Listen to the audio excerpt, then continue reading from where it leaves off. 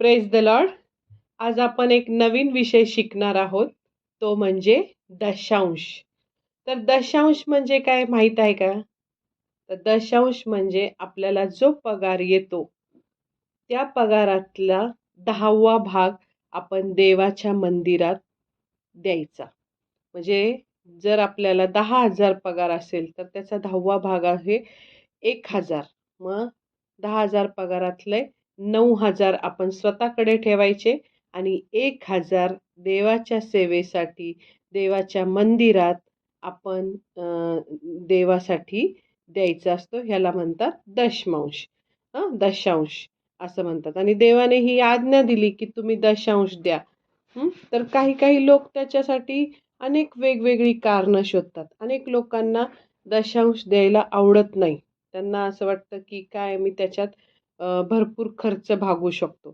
पण तसं नाहीये. अनेक लोकांना असंही वाटतं, की आपण जर दशांश नाही दिला, तर चर्च चालणारच नाही. आम्ही ह्या मिनिस्ट्रीला मदत करतो, म्हणून ही मिनिस्ट्री चालू आहे.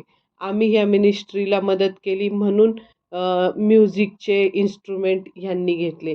आम्ही ह्या मिनिस्ट्रीला मदत केली म्हणून सगळी बिलं व्यवस्थित जात आहेत. लाईट बिल भरलं जातंय. जर आम्ही नाही दिले पैसे, आम्ही जर आमचा दशांश नाही दिला, तर हे चर्च कसं चालणार? असं अनेक लोकांना गैरसमज आहे. पण तो गैरसमज सगळ्यांनी खोडून टाका. कारण चर्च सुरू करणे, एखादं चर्च स्थापित करणे, सुरू करणे, हे कुठल्याही मनुष्याचं काम नाहीये. की एखादा मनुष्य त्याला असं वाटतं, की बाबा माझं आता खूप शिक्षण झालंय, पाळकीय शिक्षण घेतलं मी किंवा मी आता माझा पवित्र आत्म्याने बाप्तिस्मा झाला किंवा मला आता माझ्याद्वारे हीलिंग होतंय किंवा काय जे कुठलंही सेवा कार्य एखादा मनुष्य जेव्हा सुरू करतो, तेव्हा तो त्याच्या मनाच्या विचाराने ते सुरू नाही करत. जेव्हा त्याला परमेश्वर म्हणतो, की "तू हे कार्य कर, तू माझं चर्च काढ." त्याला व्हिजन देतो, की "तू मिनिस्ट्री सुरू कर, तू चर्च सुरू कर, तू आजाऱ्यांना बरं कर." अशी जेव्हा एखाद्या परमेश्वराच्या सेवकाला जेव्हा देव व्हिजन देतो, तेव्हा देव काय करतो, त्याला चर्च सुरू करण्यास काय करतो, सर्व प्रोव्हिजन पण करतो. म्हणजे व्हिजन पण देतो देवच आणि त्याप्रमाणे प्रोव्हिजन पण करतो आणि त्या मिनिस्ट्रीला देवच पुढं आणतो. सगळ्या गोष्टीचा पुरवठा करतो. अनेक लोकांना त्या मिनिस्ट्रीशी जोडतो आणि अशा प्रकारे देव ती मिनिस्ट्री चालवतो. आपल्याला असं वाटतं, की आपण दशमांश देतोय म्हणून ती मिनिस्ट्री चालली. पण तसं नाहीये. देवाने सुरू केलेली ही देवाची मंडळी असती. कुणी जरी दशमांश नाही दिला तरी देव ती मिनिस्ट्री मोठी करणारच. कारण देव देव किती महान आहे आपल्याला माहीतच आहे. तर देवाच्या राज्यात पैशाला एकदम खालचा दर्जा आहे. हां, पण आपण आपल्या जीवनात पैशाला एकदम वरचा दर्जा देऊन ठेवलेला आहे. अनेकांना असं वाटतं, की मी दशांश दिला, की संपलं माझं काम. आता मी आशीर्वादित होणारच. पण तसं नाहीये. देवाची इच्छा आहे, की आपण दशांश देण्याआधी पहिलं आपण स्वतःला देवाला दिलं पाहिजे. देवाची इच्छा योहान 3:16 मध्ये तुम्हाला माहिती आहे, की योहान 3:16 मध्ये काय देवाचं वचन आहे, म्हणजे त्याचा संपूर्ण मानवजातीसाठी काय उद्देश आहे, की संपूर्ण मानवजातीचं तारण झालं पाहिजे अशी देवाची इच्छा आहे. आणि तर मग आपण देवाची इच्छा देवाला आपल्या आधी पैसे नकोयत. आपल्याला देवाला आपण स्वतः समर्पित झालेलो पाहिजे. म्हणजे आपण पहिलं स्वतःला देवाला समर्पित करायचं. आपण मनापासून देवावर प्रेम केलं पाहिजे, चर्चला गेलं पाहिजे पाहिजे, देवाचं वचन वाचलं पाहिजे, त्याच्या इच्छा समजून घेतल्या पाहिजेत आणि देवाचं कार्य पुढे नेण्यासाठी इतरांना काय केली पाहिजे? सुवार्ता सांगितली पाहिजे, की आमच्या चर्चमध्ये अशा-अशा गोष्टी होतात, तुम्हाला आरोग्य मिळतं, नंतर जादूटोणा, भूतं ह्यांच्यापासून सुटका मिळते. तुम्ही चर्चला आमच्याबरोबर चला. ही सुवार्ता पण आपण लोकांना सांगितली पाहिजे. जेव्हा आपण स्वतःला देवासाठी समर्पित करतो, तेव्हाच मग आपल्याला सर्वात प्रथम हे कळतं की देव किती चांगला आहे. आपल्याला कळतं की आपला देव सगळ्यात चांगला देव आहे.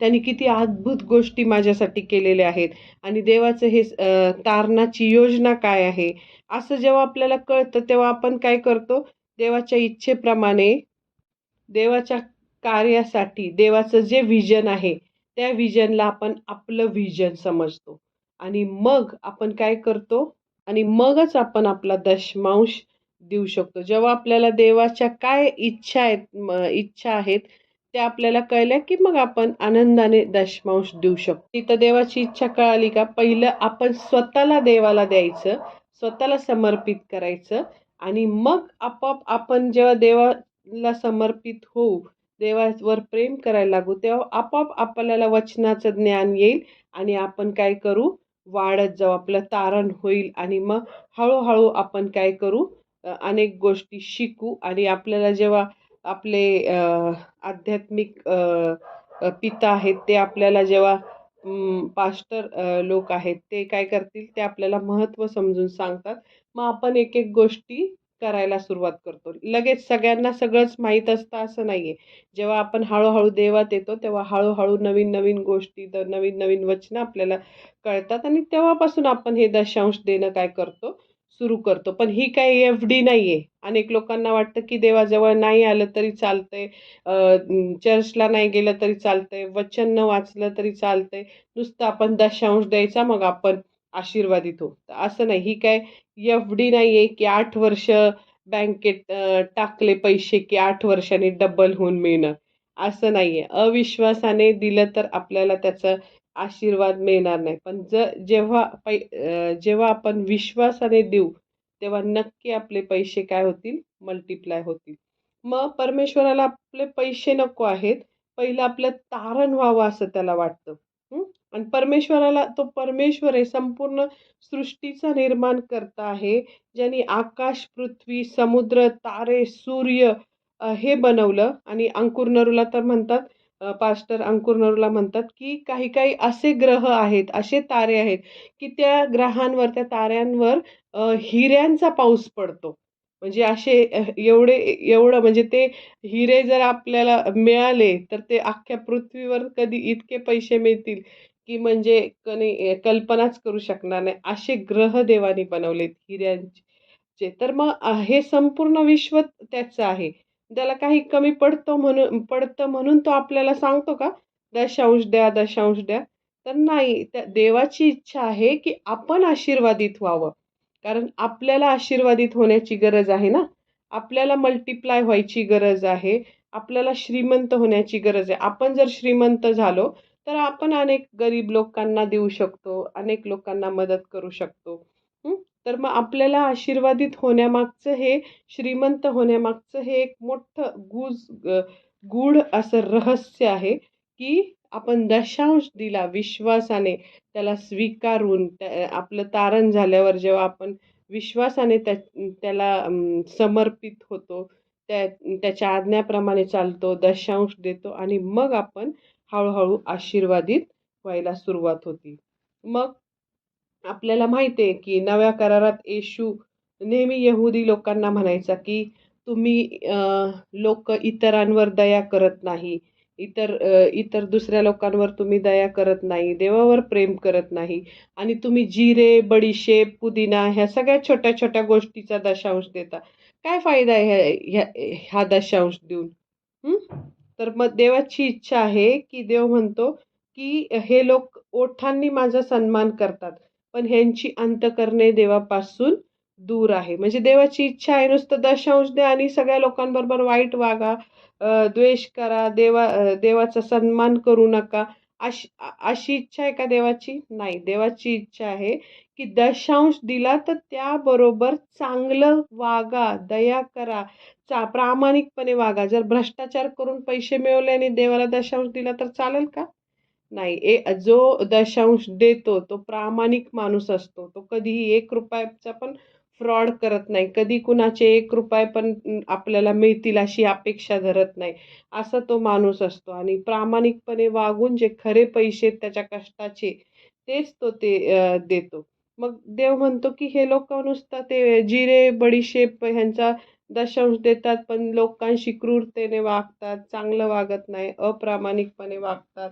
तर अशा दशांशाने आनंद होईल का देवाला? नाही. बिलकुल देव तसा दशांश ग्रहण करणार नाही. आणि अनेक लोकांचं तर असं म्हणणं असतं, की नाही का त्यांना दशांश द्यायलाच आवडत नाही. त्यांना असं वाटतं, की ते दबावात देतात, की देवाचं वचन सांगतंय म्हणून आपलं देतात कसं तरी. तर ते एकदम चुकीचा विचार आहे. जर हे दशांशाच्या मागचं रहस्य कळलं ना, तर तुम्ही वाट बघताल, की कधी एकदाची 1 तारीख येते, कधी एकदाची 10 तारीख येते, कधी माझा पगाराचा दिवस येतोय आणि कधी मी जाऊन परमेश्वराच्या मंदिरात माझा दशमांश देऊ, असं तुम्हाला ओढ निर्माण होईल.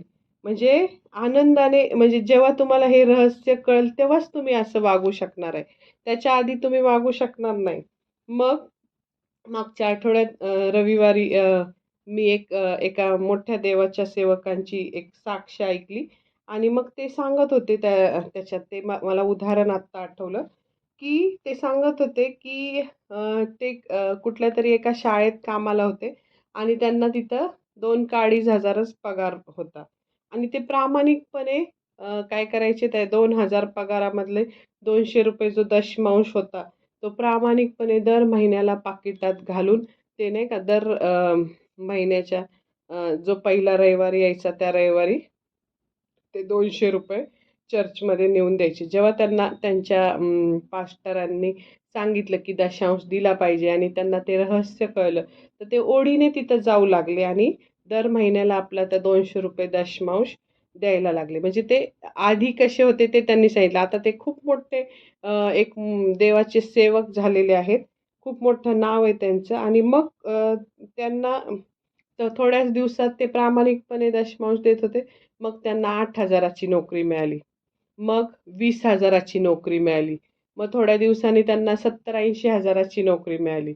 आणि ते रेग्युलर दर महिन्याला पूर्वी 200 होते.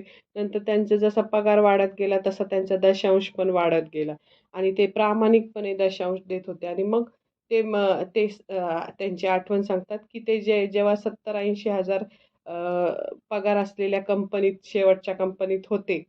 तेव्हा ते म्हटले, की तिथं अचानक त्या कंपनीच्या मालकांनी सगळ्यांना बोलवलं आणि सांगितलं, की आपली कंपनी खूप लॉसमध्ये गेली आहे आणि आता तुम्हाला मागच्या 2 महिन्याचा आणि ह्या महिन्याचा अशा तिन्ही महिन्याचा पगार आपली कंपनी देऊ शकत नाही.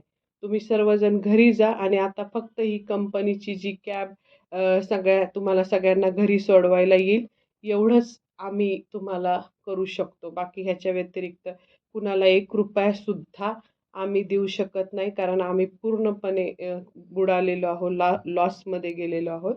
तर प्लीज आम्हाला म्हणजे माफ करा असे म्हणून ते त्यांना सांगतात, की तुम्ही जा आता घरी. आता आमच्याकडं काहीच नाही तुम्हाला देण्यासाठी.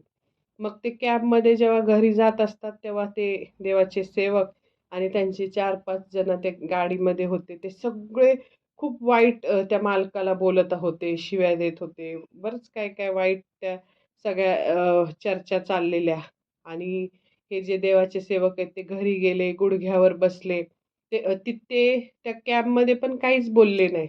आपल्या मित्रांना सपोर्ट करत नव्हते, की बघा ना, असं झालं, तसं झालं, आता काय करायचं? असं चुकीचं जगिक लोकांसारखं ते काहीच बोलले नाही. घरी गेले, गुडघ्यावर बसले, हात वर करून देवाला धन्यवाद दिला.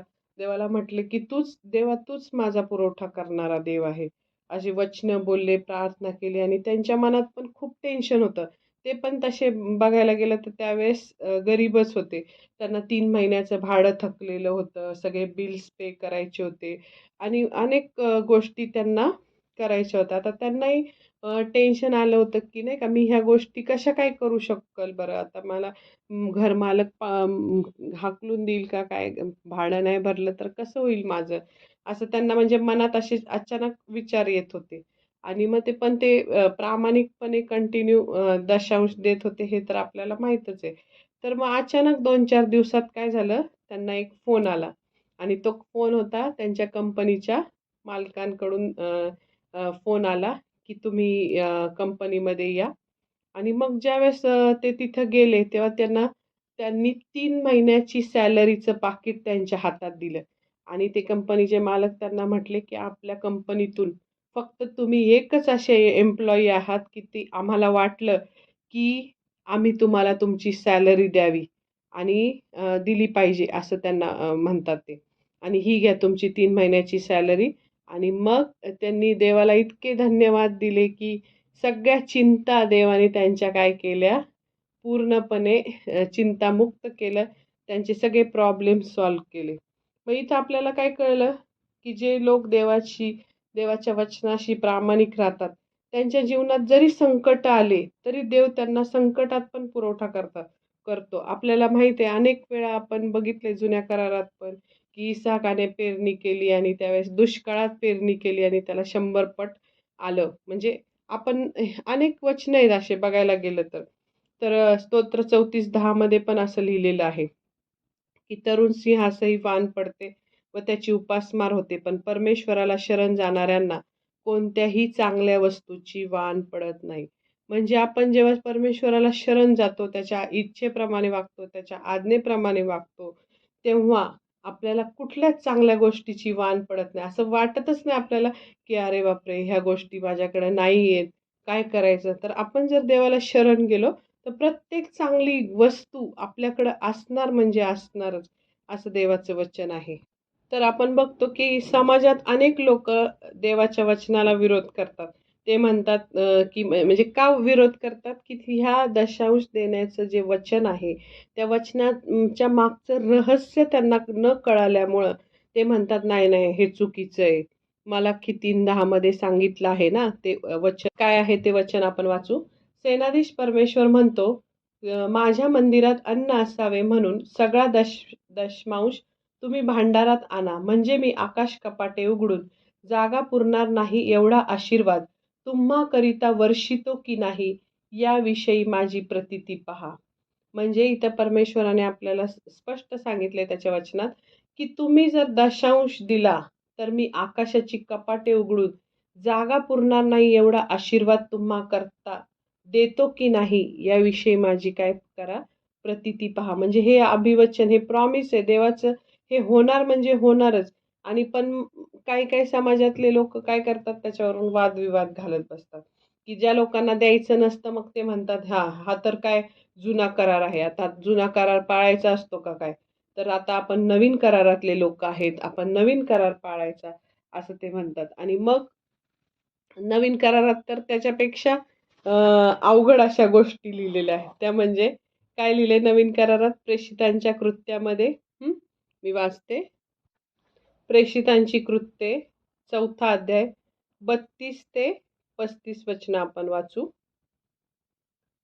तेव्हा विश्वास धरणाऱ्यांचा समुदाय एक दिलाचा व एक जीवाचा होता. कोणीही आपल्या मालमत्तेतील काहीही स्वतःचे आहे असे म्हणत नसे, तर त्यांचे सर्व काही सामायिक होते. प्रेषित मोठ्या सामर्थ्याने प्रभू येशूच्या पुनरुत्थानाविषयी साक्ष देत होते आणि त्या सर्वांवर मोठी कृपा होती. त्यांच्यातील कोणालाही उणे नव्हते, कारण जमिनीचे किंवा घरांचे जितके मालक होते, तितके ती विकीत आणि विकलेल्या वस्तूंचे मोल आणून प्रेषितांच्या चरणांपाशी ठेवीत. मग ज्याच्या त्याच्या गरजेप्रमाणे प्रत्येकाला वाटून देण्यात येत असे. इथं 34व्या वचनात काय लिहिलंय, की त्यांच्यातील कोणालाही काही उणे नव्हते. म्हणजे काय? तर ते लोक आपली मालमत्ता विकून जेव्हा येशू स्वर्गात घेतला गेला आणि त्यावेळेस असं झालं, की सर्व लोक येशूचं राज्य वाढवण्यासाठी आपापलं सगळं जी काही प्रॉपर्टी आहे, आपली घरं विकून ते लोक काय करायचे, पैसे प्रेषितांच्या पेत्राच्या त्या सेवकांच्या हाती चरणाजवळ आणून देत होते. तर आणि तिथं काय लिहिलंय 34व्या वचनात, त्यांच्यातील कोणालाही काही उणे नव्हते. म्हणजे त्यांनी आपली घरं विकून त्याचे जे पैसे येतील ते प्रेषितांच्या चरणी आणून ठेवली, तरी त्यांना काहीही उणं पडलं नाही, म्हणजे काही कमी पडली नाही. मग मग लोकांना जेव्हा हे कळतं, की जुन्या करारात 10वा भाग द्यायला लावलाय, नवीन करारात तर घरं विकून जे पैसे मिळतील ते देवाच्या कार्यासाठी वापरायचे, असं इथं शिकवलं गेलंय. तर मग लोक म्हणतात, नाही नाही ठीक आहे, मग जुना जुना करारच बरा आहे, 10वा भाग देणं सोपं आहे. मग कोणतं सोपं आहे? जुना करार सोपं आहे का नवीन करार सोपं आहे? घरं विकून देणं सोपं आहे का 10वा भाग देणं सोपं आहे? तर हेच अनेक लोकांना कळत नाही, की कुठलंही वचन देवाचं खरं आहे. योहान 17:17 मध्ये लिहिलंय, "तुझं वचन हेच सत्य आहे." म्हणजे हे वचन जर देवाने दिलंय, तर त्याच्यामागे काहीतरी रहस्य आहे आणि ते सत्य होणारच, हे आपल्याला खात्री पाहिजे. मग एकदा असंच मी एका कार्यक्रमात गेलेले आणि तिथं 2-4 लेडीज गप्पा मारत होत्या.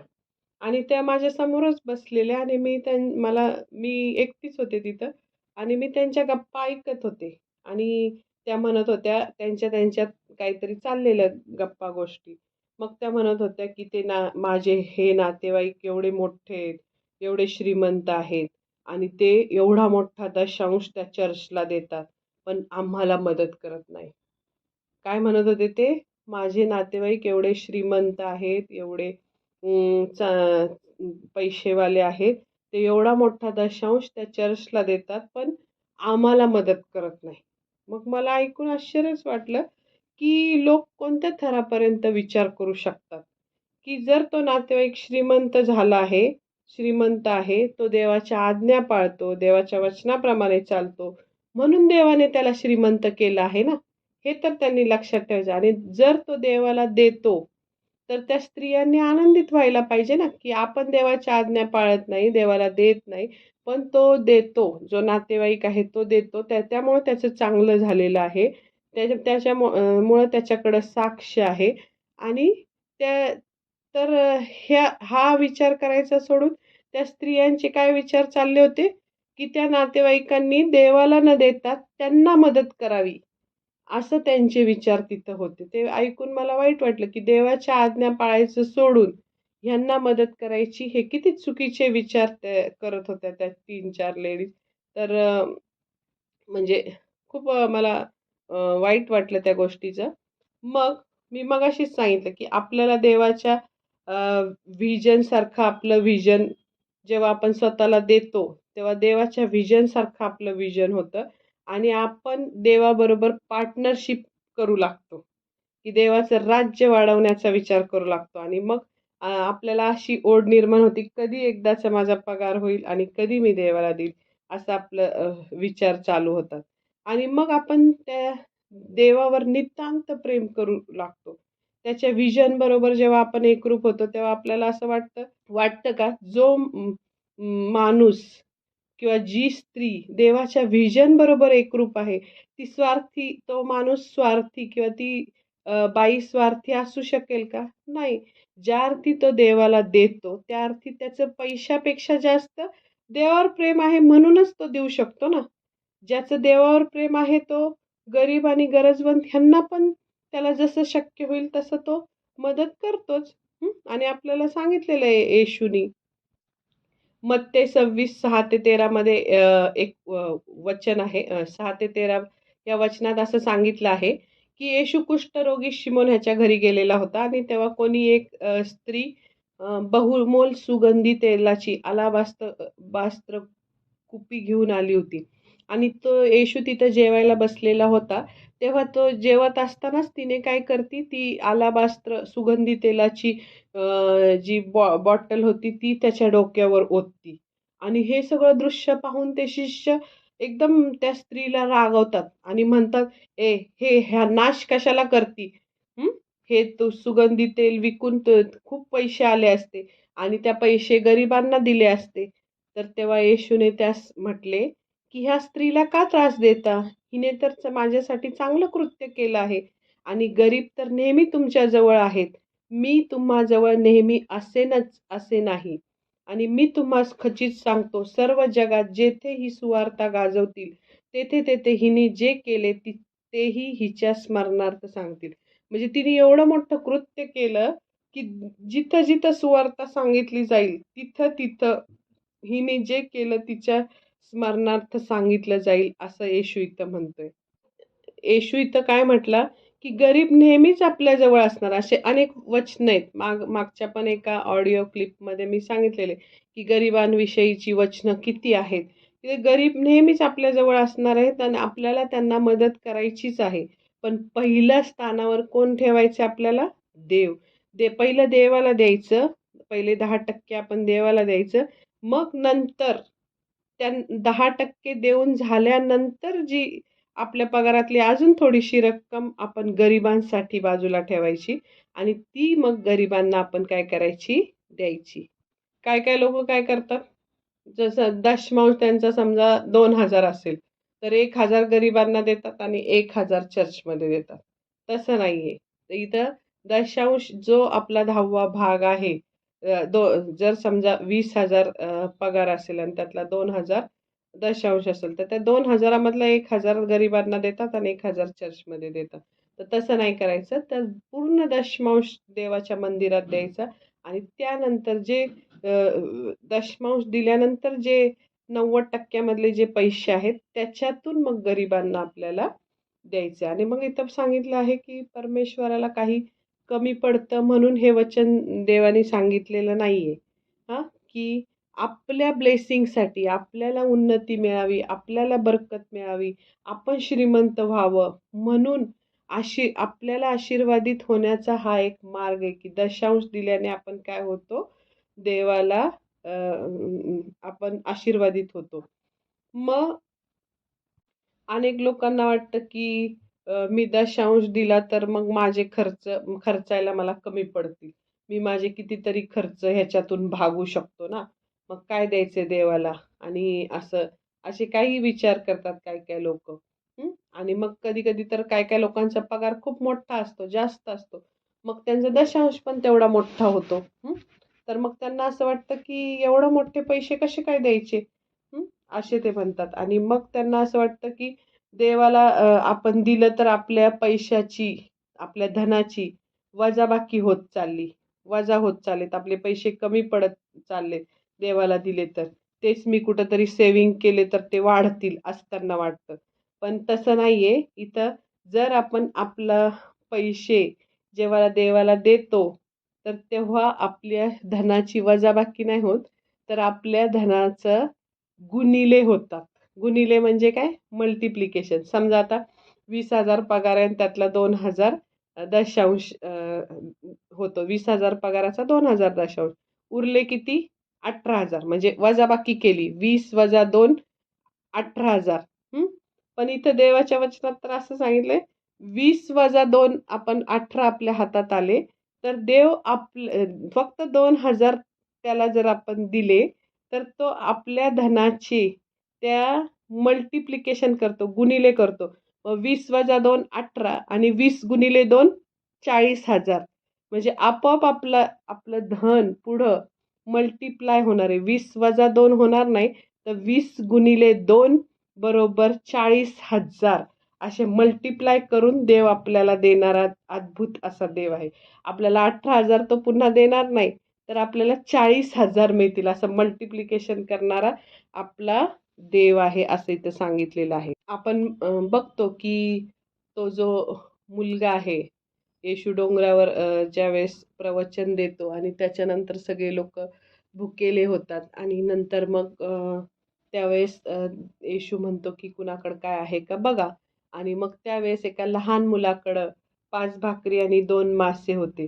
तर ते 5 भाकरी आणि 2 मासे येशू घेतो आणि आशीर्वादित करतो आणि लोकांना वाटतो. म्हणजे येशूच्या हातात आपण जे काही देऊ, त्याचं तो गुणिले करतो, मल्टिप्लाय करतो आणि अनेक पटीने वाढून आपल्याला तो परत देतो. मग आता इथे एक मोठं अजून एक वचन आहे. बघा ते रहस्य बघा, की इब्री 7:8 मध्ये लिहिलेलं आहे. बघा, इकडे पाहिले तर मर्त्य माणसांना दशमांश मिळतात, पण तिकडे म्हणजे स्वर्गात पाहिले तर जिवंत आहे अशी ज्याच्याविषयी साक्ष आहे, म्हणजे येशूला ते दशमांश मिळतात.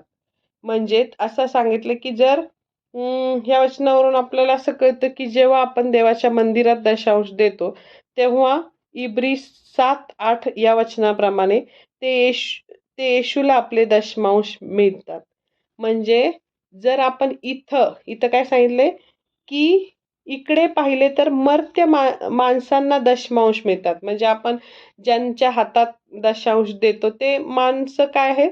मर्त्य मानव आहेत. पण तिकडे म्हणजे स्वर्गात पाहिले तर जिवंत अशी ज्याच्याविषयी साक्ष आहे.